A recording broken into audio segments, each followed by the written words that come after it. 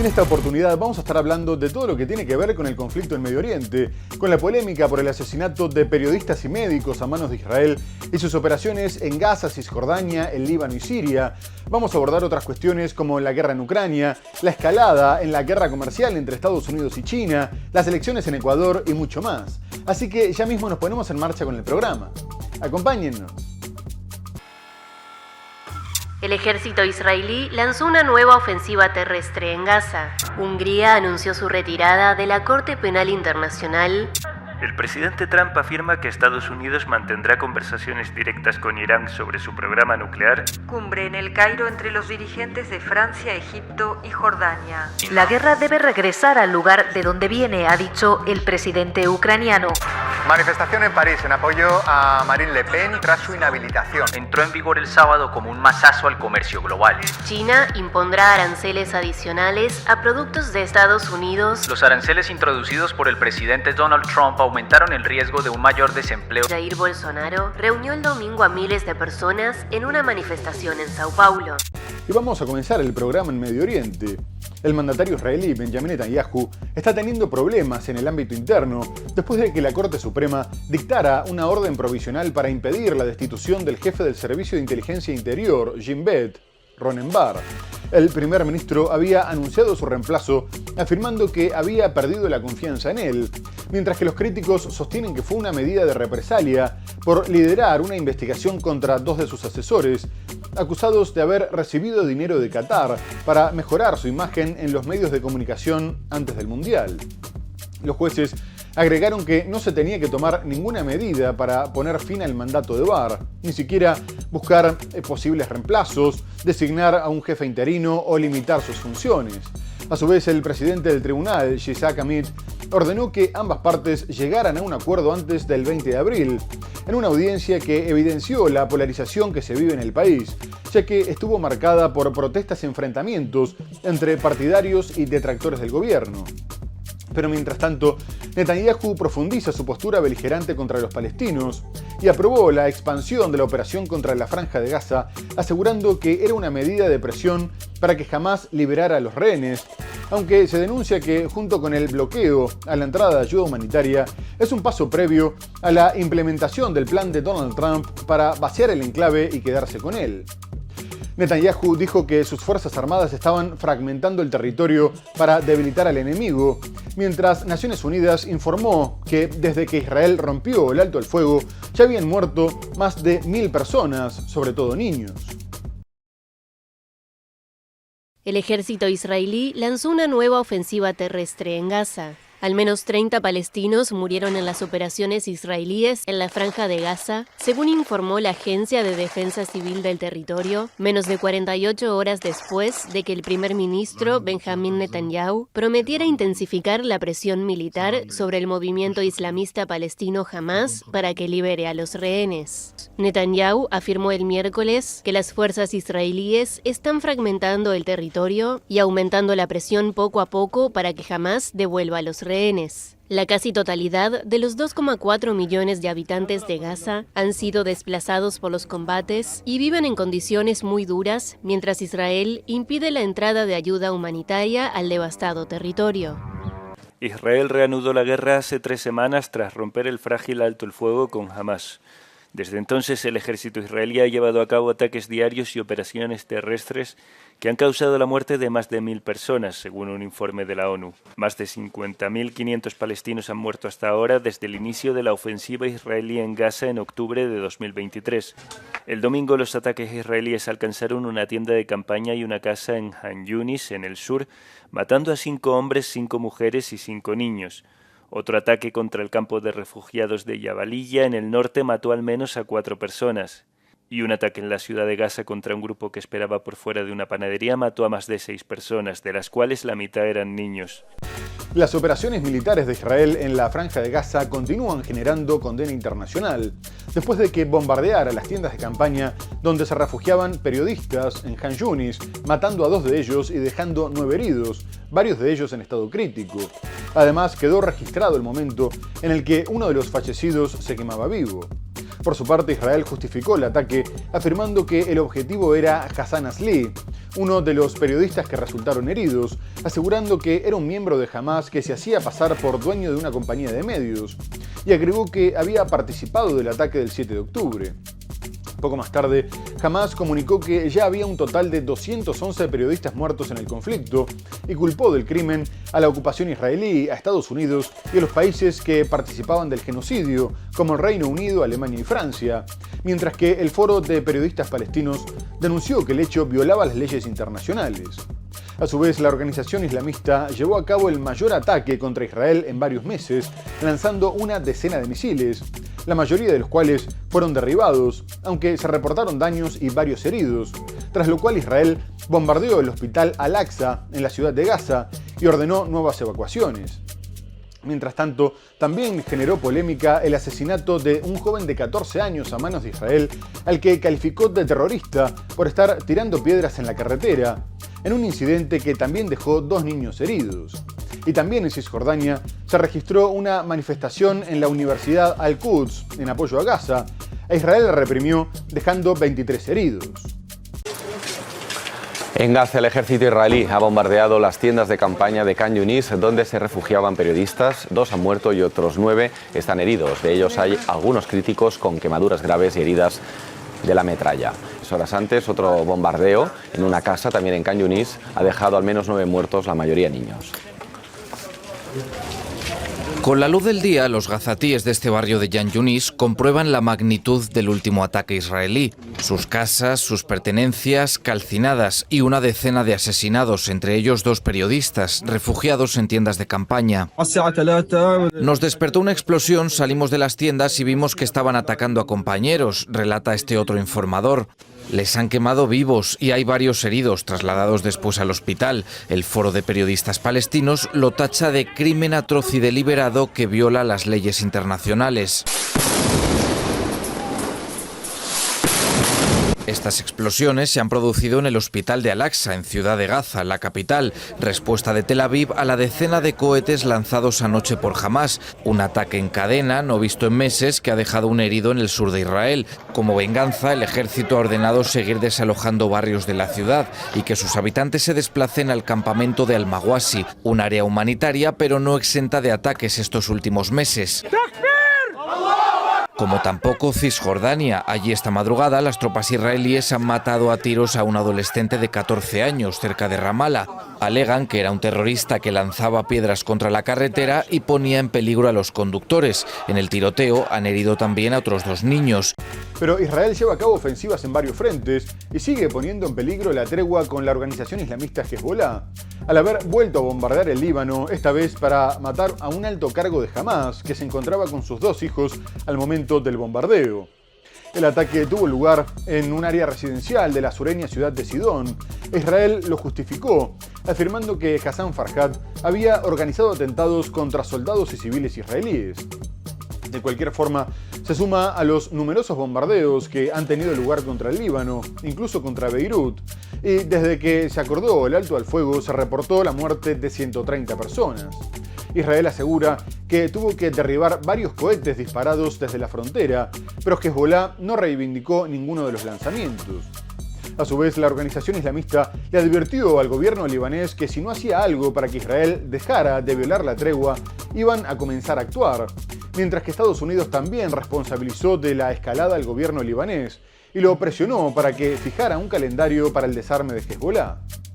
Y unos días antes, Israel también bombardeó varias ciudades de Siria, matando a 13 personas, todas civiles, aunque aseguró que había apuntado contra hombres armados. El ministro de Defensa, Israel Katz, dijo que había sido una advertencia por poner en riesgo la seguridad nacional, mientras que el Ministerio de Exteriores sirio denunció un intento de desestabilización, una opinión que hizo propia Naciones Unidas. El enviado especial del organismo, Geir Pedersen, le pidió a Israel que cesara los ataques para poder construir un futuro de paz, y los países de la región también condenaron los ataques. Un bombardeo israelí mató a un alto mando del movimiento islamista palestino Hamas, a su hijo y a su hija en Sidón, la mayor ciudad del sur del Líbano. El ejército israelí anunció que sus fuerzas realizaron un ataque dirigido en la región de Sidón, eliminando al terrorista Hassan Farhat, comandante de la sección oeste de Hamas en Líbano. Según se detalló en un comunicado, Farhat orquestó numerosos ataques terroristas contra civiles y soldados israelíes desde que empezó la guerra entre Israel y Hamas en Gaza hace ya casi 18 meses. El primer ministro libanés, Nawaf Salam, denunció una agresión flagrante contra la soberanía libanesa y una clara violación del acuerdo de alto el fuego que rige desde el 27 de noviembre. Israel lanzó nuevos bombardeos contra objetivos militares cerca de Damasco el jueves, donde murieron 9 personas. Así lo reportó el Observatorio Sirio para los Derechos Humanos, una ONG con sede en Reino Unido que tiene una red de informantes en el terreno, horas después de que la ONU acusara a Israel de querer desestabilizar Siria, tras una andanada de ataques el miércoles que dejaron 13 muertos. El ejército israelí redobló las acciones en el país vecino desde que una coalición rebelde liderada por un grupo islamista arrebató el poder a Bashar al-Assad el 8 de diciembre, tras más de 13 años de guerra civil. El enviado especial de la ONU, Geir Pedersen, pidió a Israel cesar estos ataques que socavan los esfuerzos para construir una nueva Siria en paz consigo misma y con la región, y desestabilizan Siria en un momento delicado. El Ministerio de Relaciones Exteriores de Siria denunció una escalada injustificada que constituye un intento premeditado de desestabilizar el país. Pero más allá de las acusaciones de que Israel sigue desestabilizando la región con los bombardeos contra Siria, esto podría aumentar todavía más la tensión con Turquía, aliado de las nuevas autoridades sirias. Ankara planeaba suministrar defensas antiaéreas y drones armados y tomar una de las bases aéreas del país, pero poco antes fue atacada por Israel, que destruyó la pista y los sistemas de radar, mientras que su ministro de Exteriores, Gideon Saar, advirtió que Siria estaba a punto de convertirse en un protectorado turco, y el ministro de Defensa, Israel Katz, definió al presidente interino, Ahmed al-Jarrah, como un terrorista yihadista de la escuela de Al-Qaeda. Y por otra parte, aumentó la indignación después de que Israel asesinara a 15 paramédicos que fueron enterrados en una fosa común el pasado 23 de marzo en Rafah. Las autoridades hebreas habían dicho que le dispararon a terroristas que se acercaban en vehículos con las luces apagadas. Pero la Media Luna Roja publicó un video recuperado del celular de uno de los fallecidos en el que se puede ver que las ambulancias se desplazaban a poca velocidad y con las luces encendidas, por lo que no podían ser confundidas con una amenaza, y sin embargo Israel les disparó repetidamente. A su vez, la organización aseguró que Israel había disparado a matar y agregó que el video no solo ponía en evidencia la mentira de Israel, sino también que la ocupación apuntaba deliberadamente contra ambulancias y personal médico. Poco más tarde, el ejército israelí reconoció que su versión no se correspondía con la realidad. La Media Luna Roja Palestina publicó el sábado un video del ataque en el que murieron un grupo de socorristas en Gaza y refutó la versión del ejército israelí. El video de 6 minutos y 42 segundos fue recuperado del celular de un socorrista que formaba parte del equipo de 15 personas que murieron el 23 de marzo en Rafah, en el sur de la Franja de Gaza, según la Media Luna Roja Palestina y la ONU.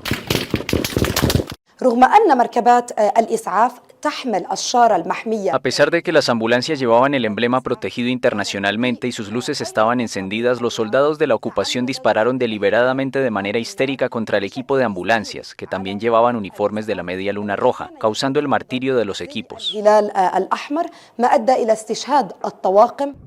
El ejército israelí afirmó que sus soldados no atacaron al azar ninguna ambulancia. Según esta versión, sus fuerzas dispararon contra terroristas que se acercaban a ellos en vehículos sospechosos y que, según un portavoz militar, no tenían autorización previa de las autoridades israelíes y llevaban las luces apagadas.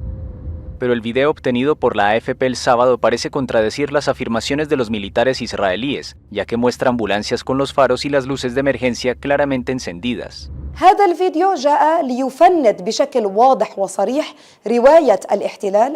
Este video refuta clara y explícitamente la narrativa de la ocupación, que deliberadamente apunta a ambulancias y personal médico y sanitario. También promueve una narrativa falsa, diciendo al mundo: apuntamos a ambulancias que se movían sospechosamente sin sus luces encendidas, y acusándolas, como de costumbre en la misma narrativa fabricada, de estar afiliadas con Hamas o lo que sea. Por otra parte, el gobierno húngaro decidió no acatar la orden de captura de la Corte Penal Internacional contra el primer ministro israelí Benjamin Netanyahu, que fue recibido en este país con honores militares. El mandatario húngaro Viktor Orbán comunicó que ya había comenzado los trámites para abandonar el Estatuto de Roma, explicando que la Corte había dejado de ceñirse el derecho para transformarse en un tribunal político, y agregó que habían elegido defender la democracia israelí. A su vez, Netanyahu, que es acusado de crímenes de guerra y contra la humanidad en su ofensiva contra la Franja de Gaza, declaró que la Corte los castigaba a ellos en lugar de actuar contra quienes atentaban contra la democracia, al tiempo que atacó a los magistrados del tribunal, afirmando que eran un instrumento de la corrupción. No obstante, la Corte advirtió que el proceso de salida de Hungría duraría aproximadamente un año y que durante ese tiempo estaba obligado a seguir cumpliendo con las obligaciones contraídas, a lo que Budapest respondió que si bien había firmado y ratificado el reconocimiento a la Corte Penal Internacional, nunca promulgó la Convención asociada al Estatuto de Roma, por lo que no tenía por qué cumplir con la captura del primer ministro israelí. Netanyahu no viajaba a Europa desde el 2023 y lo hizo para agradecerle a su par húngaro, al tiempo que acordó cooperar en la producción de munición. Pero su visita le sirvió sobre todo para mostrar otro apoyo importante más allá del de Estados Unidos, en medio de la condena internacional por haber roto el alto al fuego en Gaza y bloquear completamente el territorio, una medida que confirma la acusación en su contra por usar el hambre como arma de guerra. Hungría anunció su retirada de la Corte Penal Internacional en el arranque de una visita a Budapest del primer ministro israelí Benjamin Netanyahu bajo una orden de arresto por este tribunal. El dirigente israelí no viajaba a ningún país europeo desde 2023. Netanyahu aplaudió la decisión de Budapest de abandonar la Corte Penal Internacional. En su liderazgo ha hecho cosas notables por Israel y por el pueblo judío. Usted apoya a Israel con orgullo, sin escatimar esfuerzos. Está con nosotros en la Unión Europea, está con nosotros en la ONU y acaba de adoptar una posición audaz y de principios sobre la Corte Penal Internacional y le doy las gracias, Víctor. Hungría había tachado esta institución de políticamente sesgada y siguió los pasos del presidente estadounidense Donald Trump, quien impuso en febrero sanciones al tribunal por unas acciones ilegales y sin fundamento contra Estados Unidos y su estrecho aliado Israel. Hungría firmó el Estatuto de Roma, el tratado internacional con el que se creó la Corte Penal Internacional en 1999 y lo ratificó 2 años después, pero Budapest nunca promulgó la convención asociada al Estatuto de Roma por razones de conformidad con su constitución. Por ello, afirma que no está obligada a cumplir las decisiones de la Corte. Más tarde, el mandatario israelí viajó a Estados Unidos para ser recibido por Donald Trump en la Casa Blanca y abordar, entre otras cosas, las medidas a tomar en caso de que Irán se acerque a la producción de un arma atómica. Y en la comparecencia conjunta en el despacho Oval, el mandatario norteamericano sorprendió al comunicar que ya estaban manteniendo conversaciones directas con Irán sobre su programa nuclear y anunció que tenían por delante reuniones muy importantes. Previamente, la República Islámica había rechazado los contactos directos con Washington, sosteniendo que no pensaba hacerlo bajo amenaza, dado que Trump viene amenazando con ordenar un bombardeo como nunca se ha visto, si no llegaban pronto a un acuerdo.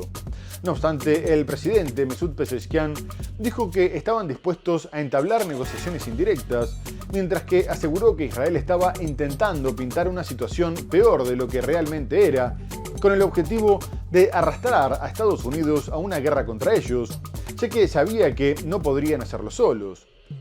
Y el primer ministro israelí confirmó sus palabras tras mostrar su escepticismo sobre la vía diplomática que prefiere Washington. Además, Trump discutió con Netanyahu la nueva campaña contra Gaza y reiteró que sería muy bueno llevar a sus fuerzas armadas para que controlen y se apropien del territorio, ya que era un lugar fantástico donde nadie quería vivir, y que los palestinos podrían vivir en libertad una vez que los repartieran por diferentes países y ya no serían asesinados todos los días. Por último, abordaron los aranceles impuestos por Trump y Netanyahu adelantó que acabarían con su déficit comercial con Estados Unidos. El presidente Trump afirma que Estados Unidos mantendrá conversaciones directas con Irán sobre su programa nuclear en una reunión prevista para el sábado. Así lo anunció el mandatario estadounidense el lunes durante su reunión en el despacho Oval de la Casa Blanca con el primer ministro israelí Benjamín Netanyahu, el primer líder mundial que le visita desde que impuso aranceles a países de todo el mundo. We're having direct talks with Iran, and they've started. It'll go on Saturday. We have a very big meeting, and we'll see what can happen. Durante la reunión, Netanyahu también prometió eliminar el déficit comercial de Israel con Estados Unidos después de que su país se viera afectado por aranceles del 17% la semana pasada.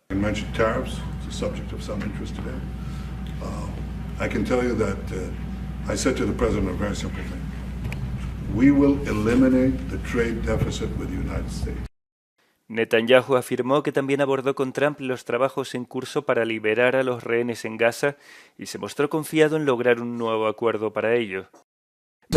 Gaza es un importante pedazo de propiedad inmobiliaria que Estados Unidos debería controlar y poseer. Lo volvió a repetir Trump anoche ante el primer ministro israelí Benjamín Netanyahu, con quien comparte la idea de que los gazatíes abandonen la franja.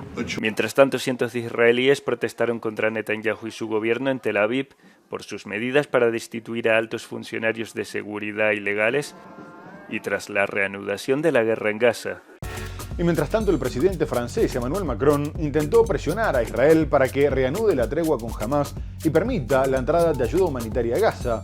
Y lo hizo desde Egipto, donde se reunió con el mandatario Abdel Fattah al-Sisi y con el rey de Jordania, Abdalá II. Los tres líderes además aprovecharon para rechazar de forma conjunta el plan de Donald Trump para apropiarse de la franja, que contempla el desplazamiento forzado de los palestinos, y afirmaron que el enclave tenía que ser gobernado únicamente por la Autoridad Nacional Palestina, por lo que jamás tenía que ser apartado, una postura que le expresaron directamente al presidente estadounidense, con quien mantuvieron una conversación telefónica, aunque no trascendió su contenido. Además, Macron advirtió que la anexión de Gaza o Cisjordania por parte de Estados Unidos e Israel sería una clara violación del derecho internacional y una amenaza grave para la seguridad de toda la región, incluso la de Israel. El mandatario galo visitó también el puesto de Al-Arish, desde donde partiría la ayuda humanitaria, y fue recibido por miles de personas que compartían sus reclamos. A su vez, el presidente egipcio dijo que nunca habría paz en Medio Oriente sin una solución justa del conflicto palestino. Poco antes, Egipto, que hace de mediador junto con Qatar y Estados Unidos, presentó una nueva propuesta que consistía en 70 días de alto el fuego a cambio de la liberación de 8 rehenes vivos y 8 cadáveres. Israel tiene la intención de continuar con las hostilidades para hacer viable el plan de Donald Trump, por lo que no se espera que vaya a aceptar. Pero esto podría aumentar la presión interna al gobierno de Benjamín Netanyahu, que reclama un acuerdo con Hamás que permita recuperar a los cautivos.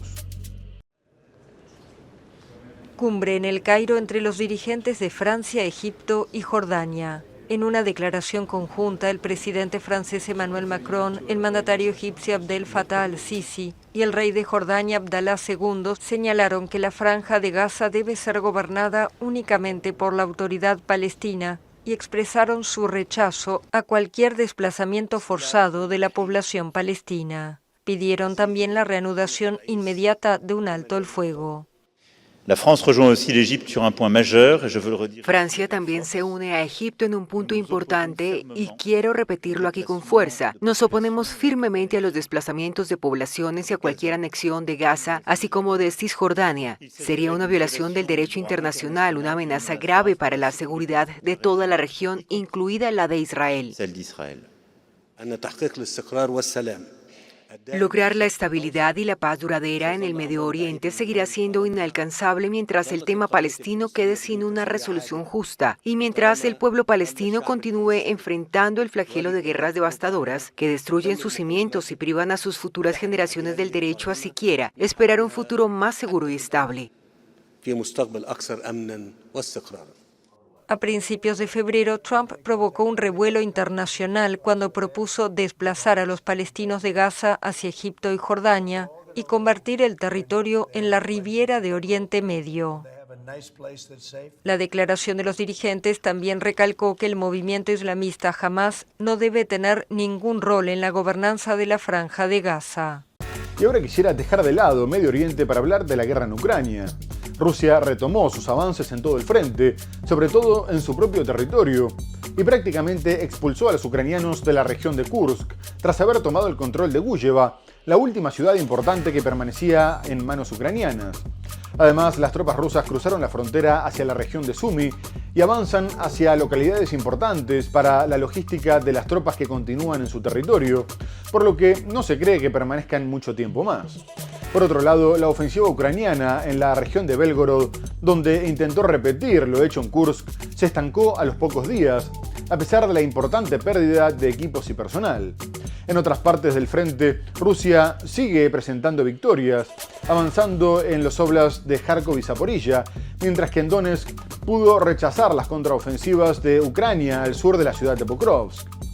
Pero lo que llamó la atención fue que el mandatario ucraniano Volodymyr Zelensky denunció que habían capturado a 2 soldados chinos. Zelensky recordó la supuesta participación de los norcoreanos y dijo que estos habían combatido en territorio ruso, mientras que los chinos lo hacían del lado ucraniano de la frontera, lo que agravaba la situación.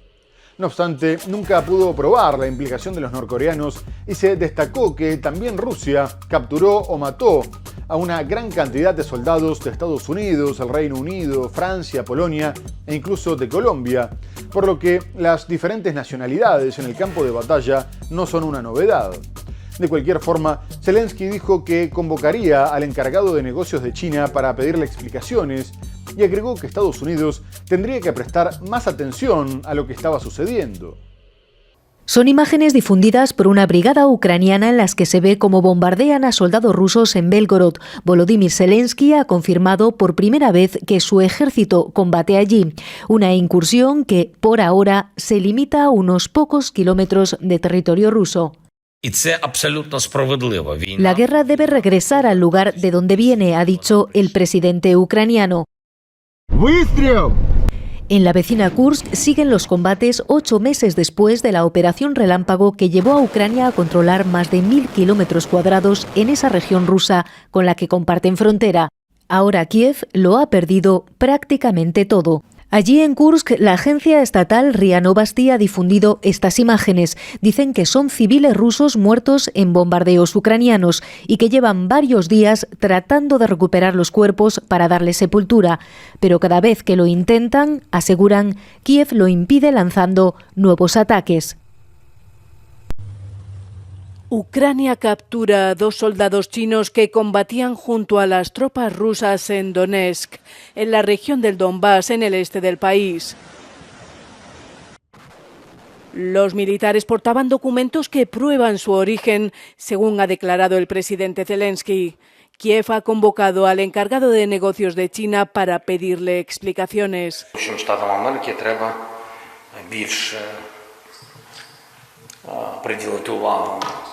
Тому, що відбувається сьогодні. Але є різниці. Північнокорейці на Курському напрямку воювали проти нас. Китайці воюють на території України. Poco más tarde, el Ministerio de Exteriores chino le respondió a Zelensky que su acusación de que había muchos más ciudadanos chinos en el campo de batalla era completamente infundada.